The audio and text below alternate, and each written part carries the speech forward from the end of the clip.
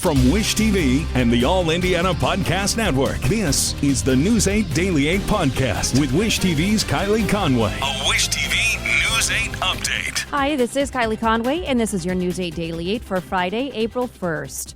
It was cold and snowing early this morning, below average temperatures. Some of those snow showers could stick around north of I-70 for the morning hours, but will dry out for the rest of the day. Highs will get into the upper to mid-40s. All right, Team 8 is getting more expert opinion this morning on that loud boom heard across several Indiana counties earlier this week. An expert from Purdue agrees with the theory that it was a meteor.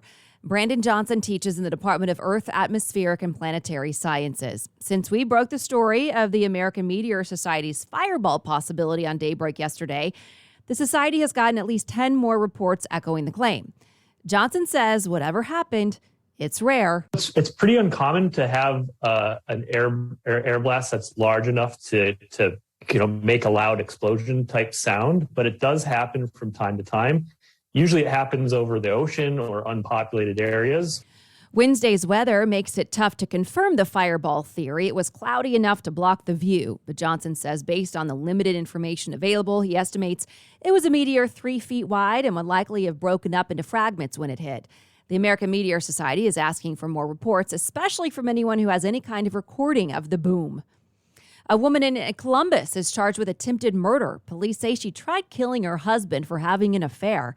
Carmela Goddard is in the Bartholomew County Jail. Investigators say she pointed a gun at Bradley Goddard during an argument on March 25th. Pulled the trigger. The gun malfunctioned, but later went off as the couple fought. Goddard's bond is set at $1.5 million. Governor Holcomb is highlighting Indiana's business ties with Israel. Holcomb tweeted some pictures as he met with economic leaders overseas.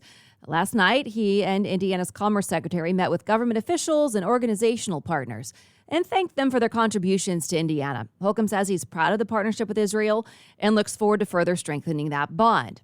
And new this morning in the war in Ukraine, the first claim of a strike by Ukraine in Russia. A Russian governor says a strike by Ukrainian helicopter gunships hit an oil depot, setting it on fire. It's about 20 miles outside the Ukrainian border. Ukraine has not commented on the claim. Ukraine's president calls two of his top generals traitors and strips them of their rank. He's not giving any specifics about what led to the move. Ukrainian officials say Russian forces confiscated 14 tons of humanitarian aid yesterday, raiding buses full of food and medicine in a southern city. Officials say they're currently negotiating for the buses to be returned. Ukraine controls Chernobyl again. Authorities say Russian forces withdrew from the nuclear disaster site and turned it back over. Russian troops took over the area in the first days of the war about a month ago. The agency that oversees Ukraine's nuclear power plant says some of the Russians exposed themselves to significant doses of radiation by digging trenches in the forest around the plant. President Zelensky warns Russia's withdrawal is a military tactic to build forces back up and start new operations. He's warning that the country should brace for more attacks. A new round of peace talks is scheduled for today. This is a wartime bridge to increase oil supply until production ramps up later this year. And it is by far the largest release of our national reserve in our history. President Biden is ordering large daily releases of oil from America's strategic reserves to keep gas prices down. The plan is to release 1 million barrels a day for 6 months. Biden suggested the move could drop gasoline prices between 10 and 35 cents a gallon. International energy leaders plan to hold an emergency meeting today to decide how to stabilize the oil markets. According to GasBuddy, the average price for gas in Indiana is $4.12 a gallon. It's a drop of 13 cents from where we were on Sunday. Indianapolis is at $4.08 a gallon. Lafayette and Bloomington are both below the $4 mark. Evansville sits at $4.22 a gallon. And a local church is giving out free gas this weekend. Kingdom Apostolic Ministries is hosting the giveaway. It's at the Marathon gas station at 38th and Emerson. Church leaders will pump anyone's gas from 10 to 11:30 Saturday morning. IU Health is pledging to bring patient health care costs in line with national averages by 2025. The move comes after criticism from some state lawmakers who say the system charges too much. IU Health sent News 8 a statement saying it's important to note that there is no simple explanation or solution for America's and Indiana's high healthcare costs. Proposals aimed solely or primarily at one segment of the healthcare system are unproductive and will not yield the desired results. In December, IU Health announced a price freeze for insurance companies that offer health plans through companies.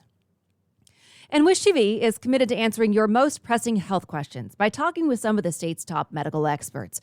In our partnership with Community Health Network, we held a town hall last night to cover a number of issues. One of the biggest topics has been mental health, especially in teens and young children. Just yesterday, the CDC released a study showing the toll the pandemic took on high schoolers' mental health. It found that 44% felt sad or hopeless during the past year. That's up 7% from the year before. 2/3 said they found it more difficult to complete homework. 29% said a parent or adult at home had lost a job. And almost 1 out of every 4 students polled said that they went hungry during the pandemic because there wasn't enough food at home. Teens, or you're talking about young adults. I mean, you really are. And so, especially with the challenges that come as you move into middle school, high school, start thinking about college, then I think it will, again, it's going to be a while before we come out of this, see the effects. And hopefully, because we have this data, though, like Jenny said, we need to try to come up with actions now and react to that, offer services to our teens so that we can help them adjust. Health experts also say social media can play a negative role on teens' mental health. They suggested that if you are working to limit your teen's social media use, you should be doing the same for yourself. You can find more about the CDC's new study as well as well as our full town hall online right now at wishtv.com. Just look for it under the As Seen on Wish TV section at the top of the homepage. All right, the football field at Lucas Oil Stadium will soon transform into a hospital. Pathway to Health will offer free mega health services for 4 days starting April 17th. More than 2,000 volunteers will help with everything from medical checkups to haircuts and even legal services. Pathway to Health CEO says attendees will not even need insurance to get help. So it's that individual impact that really drives us, and it's really important for us to see how it impacts individualized people who can't get healthcare for a number of reasons. All services will be offered on a first-come, first-served basis except for dental screenings. Those you will need to pre-register for on Pathway to Health website. Former Vice President and Indiana Governor Mike Pence is jumping back into the national political spotlight. He's unveiled a new platform he calls the Freedom Agenda, styled as a roadmap for Republicans seeking to win elections in the midterms. Many believe it's an early signal that he'll also run for president. The agenda includes a push for tax cuts and regulatory rollbacks. It also outlines strategy on social issues, including abortion and religion and gender in sports. And at least 10 states have already banned transgender athletes from participating in sports at all levels in a way that is consistent with their gender identity. Indiana State House passed a bill aimed at grades K through 12 girls sports. Governor Eric Holcomb vetoed that bill. We've covered it extensively. Now, President Joe Biden advocated against what he called dangerous anti-transgender legislative attacks yesterday for Transgender Day of Visibility. You're so brave. You belong. And we have your back. President Biden also announced new measures to make airport security more inclusive. Biden says procedures will be more gender neutral, including new scanners and TSA officer training for less invasive screenings. People will also be able to mark X for gender for TSA PreCheck and on passport applications starting April 11th. Services are set for a Marine from Indiana killed during a training exercise. Captain Matthew Tomkowitz was from Fort Wayne. He died in an Osprey crash in Norway. Tomorrow afternoon, a procession will take his remains from the Fort Wayne airport to McCombs & Sons Tribute Center for a calling. Then Sunday, a second procession heads to Parkview Field, the city's baseball field, for a funeral service. Captain Tomkowitz was 27 years old. And starting today, it will cost you more to park downtown or in Broad Ripple. The rates increased 25 cents, the first hike in a decade. It's now $1.75 an hour in the downtown zone and in Broad Ripple. Park Indy says other parking meters will remain $1 an hour. The hours and days you have to pay remain Monday through Saturday from 7 a.m. to 11 p.m. Deputies in Florida say an overnight tornado killed 2 people and injured 2 others. This was the second day in a row the same area in the Panhandle was hit. At least 2 confirmed tornadoes hit coastal Mississippi as well. Crews surveyed the damage Wednesday. The storm went through a house, spread people's things across the yard, destroyed a new construction project, overturned a shed, even lifted a house off of its foundation. It blew it off about 4, picked it up and moved it off about 4 foot off the blocks. Banging on the walls, couple windows, some roofing damage, shed overturned. Everybody survived, and it was really scary. We're happy to be alive. It sounded like a freight train coming through. You get that pressure in your ears, and you know that everything's about to break loose. March saw a record number of tornadoes across the United States. The Storm Prediction Center says it tracked at least 214 of them, beating last year's record of 191. All right, get ready for some soccer in Indianapolis. Wish TV is proud to be your local home for the Indy 11. The boys in blue play under the Carroll Stadium lights tomorrow night for the first time this season. Home opener kicks off at 7 o'clock. So this Tuesday at 7:30, there's a game. April 16th at 7. There's going to be a halftime Easter egg hunt as well.